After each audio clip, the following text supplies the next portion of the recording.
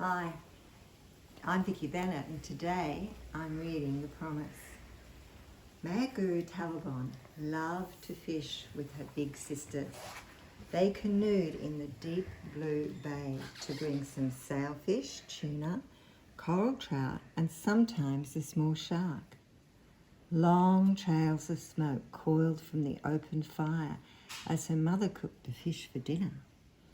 Maiogaru especially liked the taste of crispy cooked shark.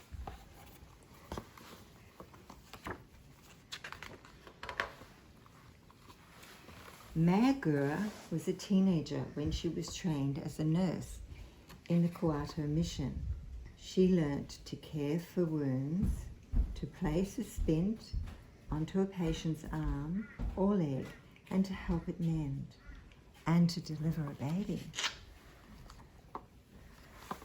Maiogaru was fishing in the river when she heard roaring thunder like a big storm coming. Bright red machine guns from Japanese planes filled the night sky. War had reached her tiny village. On a balmy dark night, a Royal Australian Air Force crash boat was leaving Milne Bay when it was sunk by a Japanese warship.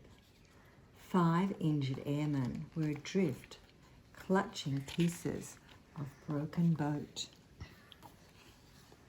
The next day, Kidalong Luka was fishing when he noticed an airman in rough waves clinging to the log.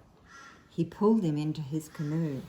Kidalong climbed a tall canoe tree, picked a young green coconut and chopped it with his axe. He gave the sweet coconut milk to the airman to drink. His name was leading air craftsman John Donegan. Kildone took John to nurse Maiogaru, who hid him deep in the shadowy cave so that enemy soldiers could not find him. She treated his wounds, wrapped them in banana leaves, and stayed with him until he was well enough to move. She decided to take John to the hospital, but it was a long way across Milne Bay. She would have to smuggle John to her canoe through Japanese soldiers couldn't see him.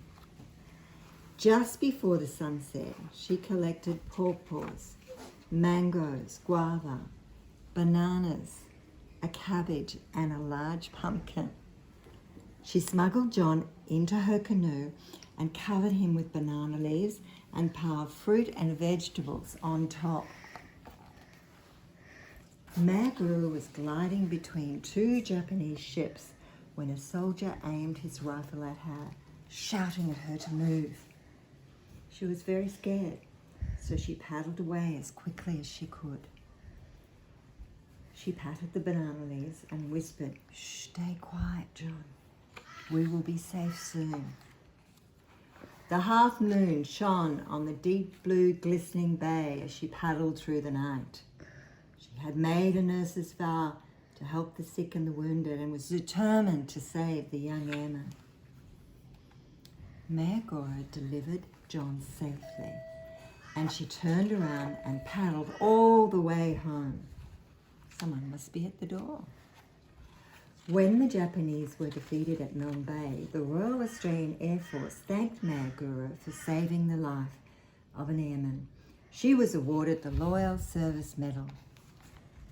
When asked to name anything she needed, she chose a bicycle, a rain cap, a pair of sunglasses, 7 yards of bright red material to make Papuan ramis skirts, and a carton of aspirins for her patients.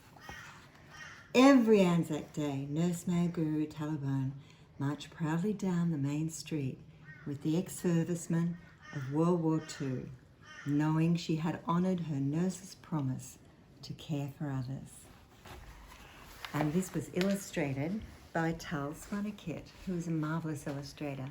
Thank you for listening to my story.